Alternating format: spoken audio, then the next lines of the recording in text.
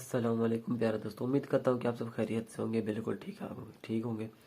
لیکن آپ کے لیے ایک اور بہت ہی اہم اور بہت ہی ضروری بیان جو کہ مولانا طارق جمیل صاحب نے والدین کے حوالے سے کیا، بلکہ انہوں نے بہت بار یہ کیا، میں نے بہت بار یہ بیان سنا بھی ہے، اور میں نے سوچا کیونکہ میرا نیا چینل ہے تو سوچا کہ آپ لوگوں کے ساتھ شیئر کر دوں، ہو سکتا ہے شاید جس شخص نے آج تک یہ بیان نہ سنا ہو اس تک یہ پہنچ جائے اور وہ ان غلطیوں سے بچ جائے جو وہ کر رہا ہے۔ امید کرتا ہوں آپ کو یہ ویڈیو ضرور پسند آئے گی، اور جس بھائی نے اس چینل کو سبسکرائب نہیں کیا کائنڈلی چینل کو سبسکرائب کر لیں اور ویڈیو کو لائک کر دیں۔ چلیے آپ کو لے کے چلتے ہیں سیدھا ویڈیو کی طرف۔ اگر والدین، تم سب بچے بیٹھے ہو، والدین کو اپنی جنت بنا لو، ماں باپ کو اپنی جنت بنا لو، ان کی دعا لے لو۔ میرے نبی نے فرمایا کاش میری ماں زندہ ہوتی۔ ماں کا خاص طور پر منشن کیا، میری ماں کیوں کہ باپ کو تو دیکھا ہی نہیں، اور ماں کو دیکھا ہے 6 سال۔ میری ماں زندہ ہوتی اور میں عشاء کی نماز کے مصلی پہ کھڑا ہوتا اور میرے گھر سے میری ماں کہتی محمد، تو میں ماں کے لیے نماز توڑ دیتا۔ میرا نبی کہہ رہا ہے۔ اور جب آپ حج پہ تشریف لے گئے اور ابوا کے میدان سے گزرے جہاں میرے نبی کی والدہ کا انتقال ہوا تھا، اس بات کو 57 سال گزر چکے ہیں۔ 6 برس کی عمر میں مدینہ سے نکلے 3 افراد، میرے نبی کی ماں، میرے نبی کے والد کی باندی ام ایمن، وہ بھی ماں ہیں، انہوں نے بھی دودھ پلایا تھا میرے نبی کو۔ 2 مائیں ہیں، ایک دودھ پلانے والی، ایک پیدا کرنے والی، اور ایک میرے نبی ہیں۔ جب ابوا کے پہاڑوں میں پہنچے تو اچانک ہارٹ اٹیک سے حضرت آمنہ 25 سال کی عمر میں انتقال فرما گئیں، اور میرے نبی نے اتنا اس کا غم لیا۔ 6 سال کا بچہ، میں سن 2000 میں وہاں گیا تھا، میرے آنسوں نہیں رکنے کو آ رہے تھے کہ کہاں میرے نبی کی ماں کو اللہ نے اٹھایا، نہ کوئی آسرا، نہ کوئی سہارا، نہ کوئی رشتہ، نہ کوئی جھولی، نہ کوئی چھاؤں، ایسے تنہا یتیم کر دی۔ جب ان کو پتھروں میں دبا کے نیچے اترے، ام ایمن کو سے ہاتھ چھڑا کر بھاگے اور اوپر پہاڑی پہ چڑھ گئے۔ جب ام ایمن پیچھے گئیں تو ام ایمن نے کیا دیکھا کہ ابوا کے پہاڑ بھی رو رہے ہوں گے، آپ ماں کی قبر کو چمٹ کے ایسے اوپر لیٹے ہوئے تھے، قبر کو پکڑا ہوا تھا، اوپر لیٹے ہوئے تھے۔ جب ام ایمن قریب آئیں تو سنا آپ کہہ رہے تھے اماں جی، آپ کو تو پتہ تھا آپ کے سوا میرا کوئی نہ تھا، آپ مجھے چھوڑ کے کہاں چلی گئی، کیوں چلی گئی؟ 6 سال کا بچہ پہلی موت دیکھ رہا ہے تو ان کو سمجھ میں نہیں آ رہا کہ میری ماں کے ساتھ ہوا کیا ہے۔ ام ایمن نے اٹھانا چاہا، آپ نے اٹھنے سے انکار کر دیا۔ اس صدمے کو سینے میں لیے ہوئے 57 سال کے بعد، 7ویں دن بندہ رو نہیں سکتا، رونا ہی چاہے تو رونا نہیں آمدا، 57 سال کے بعد آپ اس وادی سے گزرے، آپ نے اونٹنی کو ماں کی قبر کی طرف موڑ دیا، اور ان پلرز کو 3 گنا کرو تو وہ پہاڑ بنتا ہے، چھوٹی پہاڑی تھی۔ اونٹنی کو نیچے بٹھایا، اوپر پہاڑ پر گئے، اور یہ مجھے دیکھو، یوں آپ نے گھٹنے کھڑے کیے ماں کی قبر کے سرانے، اور یہ ہاتھ یہاں رکھے، اور پھر سر دیا اپنے گھٹنوں میں یوں، پھر رونا شروع کیا۔ اتنا روئے، اپریل کا مہینہ تھا، دھوپ سر پہ پڑ رہی تھی، ہم تو ٹھنڈی دھوپ میں بیٹھے ہیں، شدید دھوپ میں بیٹھے تھے، اور اس کنڈیشن میں یہ بچوں کا سٹائل ہوتا ہے، جب لمبا رونا ہو تو وہ یوں بیٹھتے ہیں سر اندر دے کر۔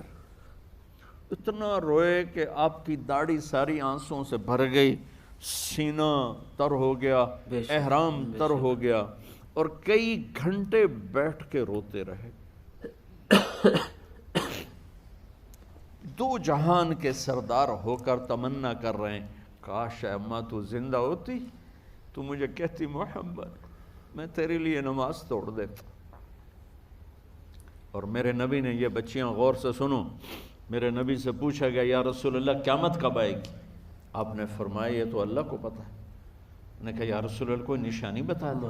آپ نے فرمایا جب بچیاں ماؤں کو ذلیل کریں گی تو قیامت آ جائے۔ جب بیٹیاں ماؤں کے ساتھ بدتمیزی کریں گی اور ماؤں کو ذلیل کریں گی تو قیامت آ جائے گی۔ ایک ماں بیٹی کو میں بھول نہیں سکتا، ماں کے موٹے موٹے آنسو گر رہے تھے اور بیٹی ماں سے کہہ رہی تھی بھوک نہیں، ہماری اپنی پنجابی زبان بھوک نہیں، بے شک بے شک یہ تو ہم نوکر کو کہتے ہوئے ڈرتے ہیں، وہ ماں سے کہہ رہی تھی بھوک نہیں، یعنی بکواس نہ کر، بے شک روا کے چپ، صرف آنسو اس کے گر رہے تھے ایسے۔ شاید وہ یاد کر رہی تھی کہ 9 مہینے کیسے اس کو میں نے پیٹ میں پالا، جنتے ہوئے کتنی تکلیفوں سے گزری، اور اس کو دودھ پلاتے ہوئے کتنی راتیں میں نے کاٹ کاٹ کے گزاریں، اور اس کے پیشاب دھوتے ہوئے کتنی دفعہ میں سردی میں ٹھٹھری، اور آج یہ مجھے کہہ رہی ہے بھوک نہیں۔ اس لیے میرے نبی نے فرمایا جس نے ماں باپ کو دکھ دیا، سنو غور سے بچوں سارے سنو، جس نے ماں باپ کو دکھ دیا اس پہ اللہ کی لعنت، اس پہ فرشتوں کی لعنت، اس پہ زمین آسمان کی لعنت، نہ ان کی نماز قبول ہے، نہ روزہ قبول ہے، نہ صدقہ قبول ہے۔ میرے نبی کی زندگی کا دوسرا روپ حقوق العباد، نماز حقوق اللہ میں آ جاتی ہے، میں حقوق العباد کی تھوڑی سی وضاحت کر رہا ہوں۔ ماں باپ زندہ ہیں تو دعا لے لو۔ والدین سے کہتا ہوں بچوں کو عزت دو، جہاں اولاد ماں باپ کے حقوق ہیں وہاں اولاد کے حقوق ہیں، اولاد کو عزت دو، اولاد کو عزت دو، اولاد کو عزت دو۔ بہت سی اولاد کی نافرمانی کا ذریعہ ماں باپ بن رہے ہیں، سختی کر کے، زبردستی کر کے، اور ٹھونس کر چیزیں نوکروں کی طرح سلوک کر کے۔ میرے نبی کے گھر میں جب بیٹی فاطمہ ملنے کے لیے آتی تھیں تو میرے نبی بیٹھے نہیں رہتے تھے، یا اب چیئر پہ بیٹھے ہوئے بی بی فاطمہ آ گئی، اب زمین پہ بیٹھے ہوئے ہیں بیٹی آ گئی، اب چارپائی پہ لیٹے ہوئے ہیں بیٹی آ گئی۔ میرے نبی کیا کرتے تھے؟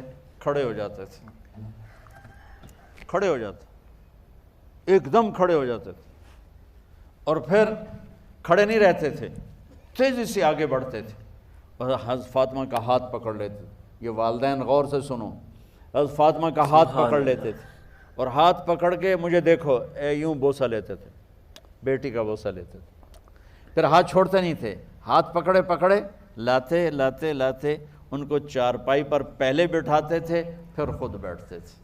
یہ باپ اور رسول ہو کر بیٹی کو یہ عزت دیتے تھے۔ پھر وہ جنت کی عورتوں کی سردار بنی، پھر وہ جنت کے سرداروں کی ماں بنی، پھر وہ اللہ کے شیر کی زوجہ بنی۔ تو والدین سے کہتا ہوں کہ اپنے بچوں کو عزت دو، عزت دو، عزت دو، عزت دو۔ ماشاءاللہ جزاک اللہ۔ جب بھی یہ بیان سنتا ہوں تو آنکھیں بھر آتی ہے، اس سے زیادہ اور کچھ نہیں ہوگا۔ امید کرتا ہوں کہ آپ کو یہ بات ضرور پسند آئی ہوگی۔ اپنے والدین کی عزت کریں، ان کا خیال رکھا کریں۔ اللہ پاک ہم سب کو عمل کرنے کی توفیق عطا فرمائے۔ اپنا بہت سارا خیال رکھیے گا۔ اللہ حافظ۔